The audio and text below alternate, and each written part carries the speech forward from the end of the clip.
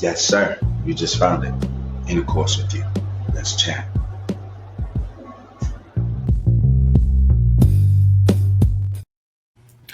Welcome to the Intercourse Show. I am your host, Mr. B. Today we have a very exciting show for you. We are discussing various current events. One of the topics of discussion is Michelle Obama breaking her silence on why she chose to skip out on Trump's inauguration. Now, for those who don't remember, some weeks ago we did a story on that. We did a reaction video on just the conversations that were going on with regards to that. You know, and our point of view was that all the presidents were there who weren't necessarily fond of Donald Trump, but they were there with their spouse. They were there, you know, to sort of uphold this tradition of handing power over peaceably. And for whatever reason, she wasn't there. Not only was she not at the inauguration, she also wasn't at Jimmy Carter's funeral. And again, where all the presidents were there with their wives to pay respect to Jimmy Carter and his family. So Michelle Obama on her podcast has decided that she wants to weigh in on it. And as a result, she is speaking out and telling her side of the story. So let's jump right into it. I had to basically trick myself out of it. And it started with not having anything to wear. Michelle Obama is getting candid about her absence from President Donald Trump's second inauguration earlier this year. In the April 23rd episode of her and brother Craig Robinson's IMO podcast, the former First Lady explained to guest Taraji P. Henson a bit about why she skipped the ceremony. My decision to skip the inauguration, you know, what people don't realize, or my decision to make choices at the beginning of this year that suited me were met with such ridicule and criticism. Like, people couldn't believe that I was saying no for any other reason, that they had to assume that my marriage was falling apart. Right. You know, it's like, while I'm here really trying to own my life and intentionally practice making the choice that was right for me, and it took everything in my power to not do the thing that was right, or that was perceived as right, but do the thing that was right for me. That was a hard thing for me to do. The best-selling author went on to share that she had to trick herself out of going. I had to basically trick myself out of it. And it started with not having anything to wear. I mean, I had affirmatively, I'm always prepared for any funeral, anything. I walk around with the right dress. I travel with clothes just in case something pops off. So I was like, if I'm not going to do this thing, I got to tell my team, I don't even want to have a dress ready. Right? Because it's so easy to just say, let me do the right thing. But then you become a shock absorber. Yeah. And that's what women are. Yeah. Shock absorbers. Yeah. And that's exhausting. And it's not healthy. Yeah. It is not healthy. You've had to be shock absorbers for your husband, for your children, for your mom, for your family, your loved ones, because of where you were sitting in the public eye. That's not fair to you. When do you ever get to live for you? I applaud you. I'm happy that you are taking care of yourself in the way that you need to. Yeah. The attorney also revealed that she stresses to her and former President Barack Obama's daughters, Malia and Sasha, the importance of saying no. I want them to start practicing now the art of saying no. Yes. Because I see it in them, you know, pleasing, excelling, not wanting to take anything for granted, always showing gratitude, right? Feeling like they're enough right now, right? It's a practice. It is. Right? It's a muscle that you have to build, because if you don't constantly build it, you don't develop it. And I think we suffered because it's almost like we started training late in life to build that muscle, right? I am just now starting to build it, right? Yep. Though the 61-year-old was absent from the inauguration, her husband did attend. The former president sat next to his predecessor, former President George W. Bush, who was accompanied by his wife, former First Lady Laura Bush.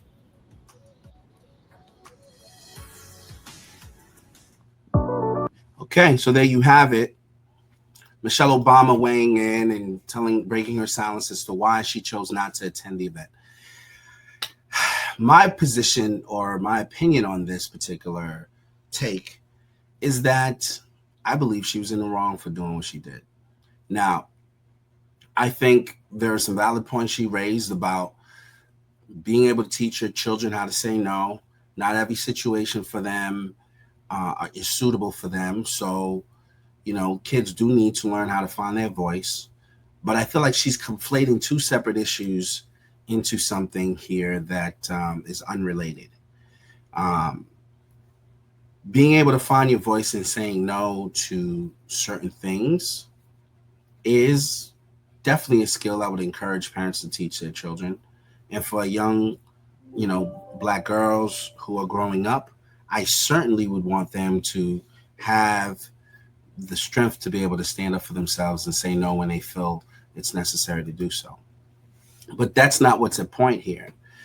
These are traditions that have been upheld through centuries. Essentially, when there's an exchange of power, the former presidents, along with their spouse, sit and they allow the other party to go ahead and to take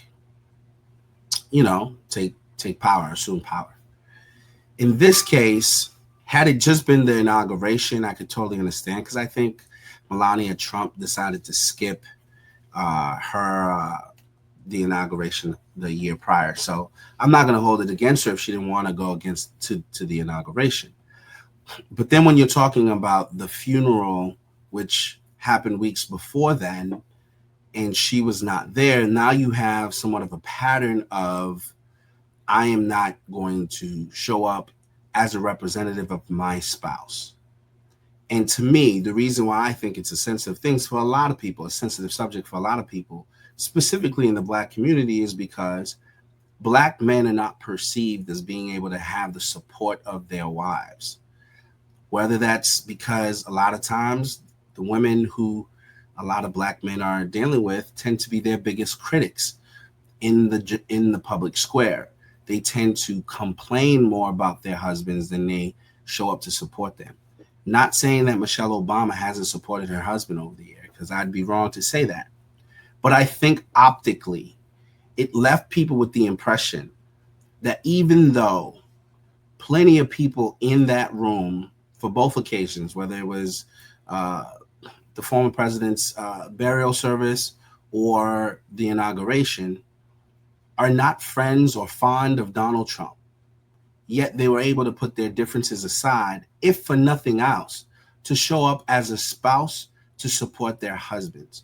Hillary Clinton being an example of that. She's no fan of Donald Trump. She don't like him, right? He's come at her a lot harder than he has anyone else.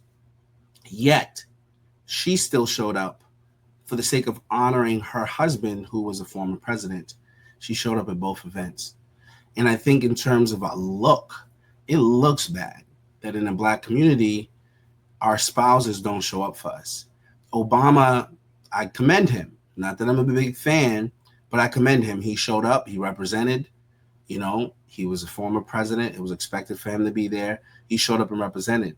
But the fact that she opted to use that moment to take a stance, to me, isn't something that she's being criticized that she shouldn't have the right to do that.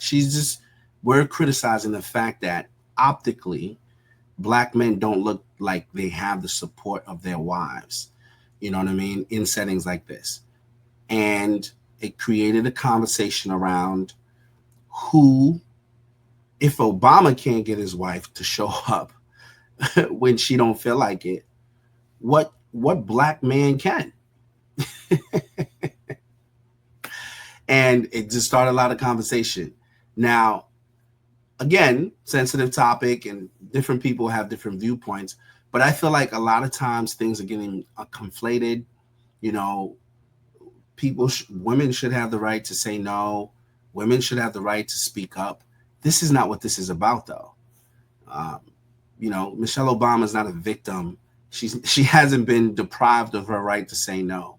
I just think she chose to say no at a point that embarrassed her husband in a way, which naturally people become critical and they start wondering, well, how come everybody else's wife was there, but your wife wasn't there? You know, and whether she intended to or not, it just made it look like even Barack Obama can't tell a black woman what to do, especially not his own wife, with regards to coming up to support him at an event that other presidents are going to be at. So that's the issue there. Obviously, you know, as controversial as this is, you know, I encourage everyone to weigh in. Maybe I got it wrong, but my perception was just stated. I think she was in the wrong for that. I think even though she didn't want to go, I think she should have gone. If not for Donald Trump, not for anybody else, but if her husband says, I'm going to be there, I think if nothing else, she should have been by his side. That's my position. And if you guys have a different opinion, I encourage you to go ahead and weigh in and share your thoughts on this particular matter. With that said, if you're not already committed or connected to the channel, like and subscribe, and also share this video along with others. There's plenty of entertaining content for you guys to enjoy. All right, yours truly signing out.